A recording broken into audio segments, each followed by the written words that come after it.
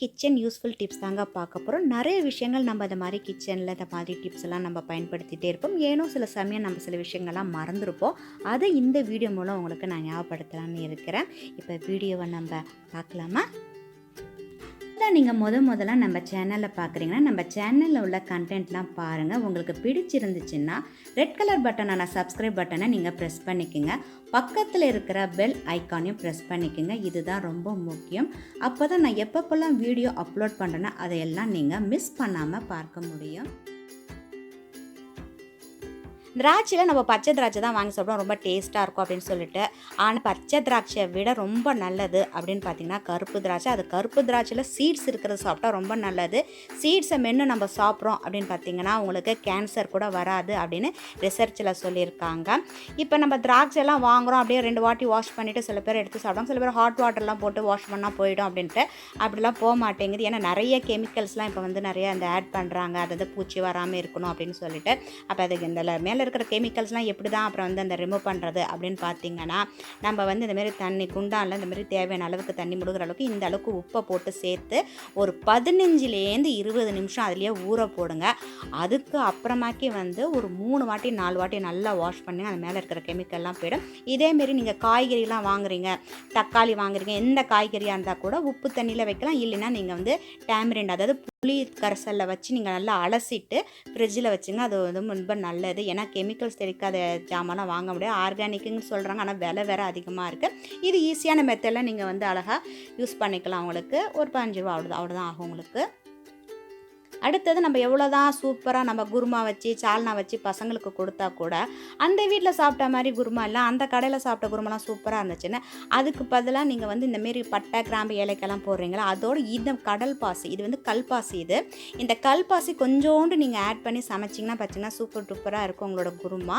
இதோட பேர் பார்த்திங்கன்னா ஸ்டோன் ஃப்ளவர்னு சொல்லிட்டு இந்த மாதிரி விற்கிது 100 கிராம். இது வந்து நான் அமேசான்லேருந்து தான் வாங்கியிருந்தேன். நான் வாங்கி இந்த மாதிரி சின்னதாக ஒரு பாட்டில் இந்த மாதிரி போட்டு வச்சுங்க, ஏர்டைட் கண்டெய்னரில் போட்டு வச்சுங்க. மீதி வந்து நீங்கள் ஃப்ரிட்ஜில் வச்சுங்க.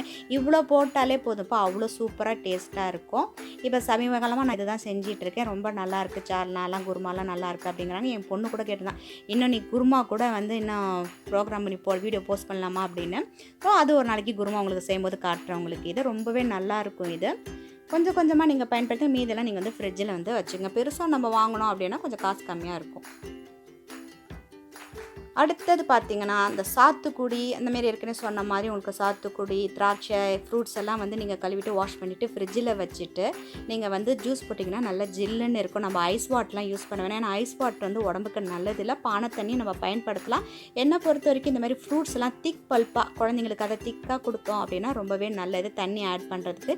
ஏன்னா நான் சுகரும் ஆட் பண்ண மாட்டேன் பசங்களுக்கு, அப்படியே திக் பல்ப்பாக போடும். அது ஜில்லுன்னு இருக்கிறனால இந்த வெயில் காலமாகட்டும், இந்த 3 மணிக்கு 4 மணிக்கு ஸ்கூல் விட்டு வர பிள்ளைங்களாம் ஒரு ஜூஸ் டெய்லி ஒன்று போட்டு கொடுத்துங்க. ரொம்பவே நல்லாயிருக்கும். வாட்டர் மெலன்லாம் பார்த்திங்கன்னா செம சூப்பராக இருக்கும். ஜூஸ் போட்டு வச்சு கொடுத்தோம்னா குழந்தைங்களுக்கு. இந்த ஸ்டெயின்லெஸ் ஸ்டீலில் வந்து பார்த்திங்கன்னா நம்ம வந்து புளி உப்பு அப்படிலாம் வைக்கக்கூடாது. அது ஏன் வைக்கக்கூடாது அப்படின்னு பார்த்திங்கன்னா அதுமாரி கருத்து போயிடும். அதுக்கு பதிலாக இந்த மாதிரி ஜாடியில் தான் புளி உப்பு இதெல்லாம் நம்ம வைக்கணும். கல் உப்பு ரொம்ப நல்லது உடம்புக்கு. அதுமாரி பிங்க் சால்ட்டு நீங்கள் யூஸ் பண்ணுங்கள். ஸோ ஜாடியில் வைக்கலாம். ஏன்னா புதுசாக யாராவது கல்யாணம் ஆனவங்களுக்கு ஸ்டெயின்லெஸ்ல வச்சு கருத்து போச்சு அப்புறம் எதில் வைக்கிறதுன்னு தெரியாது. அதுக்காக இந்த டிப்ஸ் அவங்களுக்காக சொல்கிறேன் நான், பிகினர்ஸ்க்காக. எல்லாமே ஜாடியிலே இந்தமாதிரி அழகாக ஒரு செட்டாக வாங்கி வச்சுட்டிங்கன்னா அழகாக இருக்கும் பார்க்குறதுக்கு உங்களுக்கு.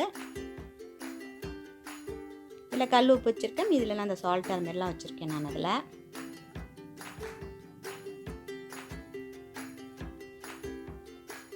அடுத்தது பார்த்திங்கன்னா இந்த ரீஃபில் பேக்கெட்டில் பார்த்திங்கன்னா விம்மில் கிடைக்கிது உங்களுக்கு. அதாவது 300ல் பெரிய பேக்கெட் கிடைக்கிது. ஒரு 20 ருபீஸ் பேக்கெட்லாம் வாங்கினா அந்த சேஷே பேக்கெட் வாங்கினா அங்கங்கே வைக்காமல் அதை கட் பண்ணிவிட்டு நம்ம எல்லாமே இந்த வந்து யூஸ் பண்ண ஷாம்பு பாட்டில் இதுமாரி கிடைக்கிது. அதாவது புஷ் பண்ணுற மாதிரி மேலே அழுத்தினோம்னா அப்படியே நம்ம கப்பில் எடுத்துக்கிற மாதிரி இருக்குது. இந்த மாதிரி உள்ள பாட்டிலை நம்ம வந்து வாஷ் பண்ணிவிட்டு தரோம், நல்லா வாஷ் பண்ணிவிட்டு இதில் வந்து நம்ம விம் லிக்விடோ இல்லை நீங்கள் என்ன டிஷ் வாஷ் லிக்விடு யூஸ் பண்ணுறீங்களோ அதெல்லாம் வச்சுன்னா அப்பப்போ கப்பில் நம்ம தேவையான அளவுக்கு இருக்கலாம். இங்கே கொலன்னு பிசுன்னு எல்லாமே நீட்டாக இருக்கும். ஸோ இந்த மாதிரி ஒரு அழகாக நீங்கள் அரேஞ்ச் பண்ணி வச்சுக்கலாம். உங்களுக்கு கழுவுற இடமும் நல்லா நீட்டாக க்ளீனாக இருக்கும், வலிஞ்சிட்டுலாம் இருக்காது. அதுக்காக இந்த டிப்ஸ் உங்களுக்கு யூஸ்ஃபுல்லாக இருக்கும்னு நினைக்கிறேன் நான். ஸோ சின்ன பாட்டிலாக இருந்தாலும் நீங்கள் அதில் கூட நீங்கள் இந்த மாதிரி போட்டுக்கலாம். இந்த பெரிய பாட்டில் இருக்கிறதுனால நான் அந்த பெரிய பாட்டிலை பேக் பண்ணிவிட்டு அதை கட் பண்ணிவிட்டு இதில் வந்து ரீஃபில் பண்ணி அதாவது ஃபில் பண்ணி வச்சுருக்கேன் நான். இது எல்லாமே பார்த்திங்கன்னா அப்படியே ப்ளூ கலரில் மேட்ச் ஆகிடுச்சு. இதுக்கு இந்த ஹிமாலயோட ஏற்கனவே எல்லாம் வச்சுருக்கேன் பின்னாடி, அதெல்லாம் அதுக்கு மேட்ச் பண்ணுற மாதிரி. அப்புறம் யூஸ் பண்ணாத ட்ரே கூட நீங்கள் இப்படி அழகாக அரேஞ்ச் பண்ணி வச்சுக்கலாம். அடுத்தது பார்த்திங்கன்னா, நம்ம சமைக்கும்போது பெருசா வந்து டிஷ்யூ பேப்பர் ரோலர் வைக்கிறது பதிலா இந்த மாரி சின்னதா ரோல் விக்குது. இந்த சின்ன ரோல் வாங்குனீங்கன்னா, இந்த கொஞ்சம் கொஞ்சமா சிந்துறது, போறதெல்லாம் நம்ம அப்படியே கையோட தொடச்சாலே கொஞ்சம் வந்து பார்த்திங்கன்னா, அந்த ஸ்டவ் வந்து க்ளீனா இருக்கும். ஏதாவது ஒண்ணு பொங்கி போச்சுன்னா, நம்ம வந்து இந்த அடுப்பு துணியெல்லாம் யூஸ் பண்ணோம்னு வச்சுக்கங்களேன், அதோட கரைப்பட்டு அது நம்ம துவைக்கிறதுக்குள்ள போதும்னு அதுக்கு.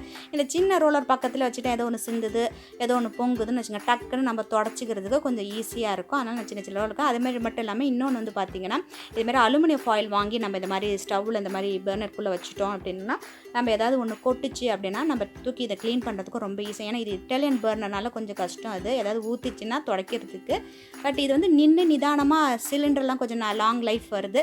ஸோ நீங்கள் 2 in 1 இதில் வந்து 2 அடிஷ்னலாக ஒரு டிப்ஸும் உங்கள்கிட்ட சொல்லிட்டேன். இன்றைக்கி வந்து அவரைக்காய் தான் செஞ்சுருக்கேன். ஸோ க்ளீன் பண்ணுறதுக்கும் உங்களுக்கு வாஷ் பண்ணுறதுக்கும் ரொம்ப ஈஸியாக இருக்கும்.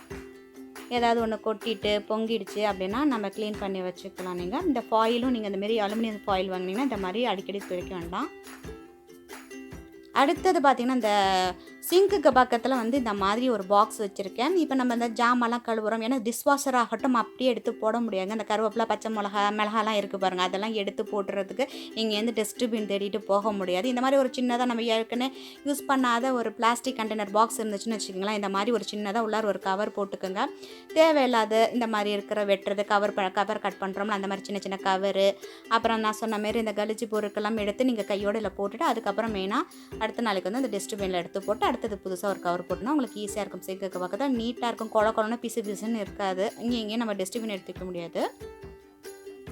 அடுத்தது எனக்கு ரொம்ப பிடிச்சது இதுதான், நிறைய பேர் கேட்டிருந்தீங்க எங்கே வாங்கினீங்கன்னு. இது வந்து அமேசானில் தான் வாங்கினேன். 850 என்னமோ ஒரு ஆஃபரில் தான் வாங்கினேன். இப்போ இந்த வெங்காயம் வந்து உருளைக்கிழங்கு, பூண்டு இதெல்லாம் சேர்த்து ஒரு இதில் வைக்கக்கூடாது. முக்கியமாக உருளைக்கிழங்கு, பூண்டு ஒரு இதில் வைக்கக்கூடாது, அது முளை கட்டி போயிடும். தனித்தனியாக நம்ம இப்படி வச்சுக்கிட்டோம்னா நமக்கு கொஞ்சம் ஈஸியாக இருக்கும். கண் பார்வையில் இருக்கும்போது பார்த்திங்கன்னா எவ்வளோ உருளைக்கிழங்கு, வெங்காயம் இருக்குது, பூண்டு இருக்குது அப்படின்னா இதில் வந்து இது மட்டும் கிடையாதுங்க, நம்ம ஃப்ரூட்ஸும் வச்சுக்கலாம்.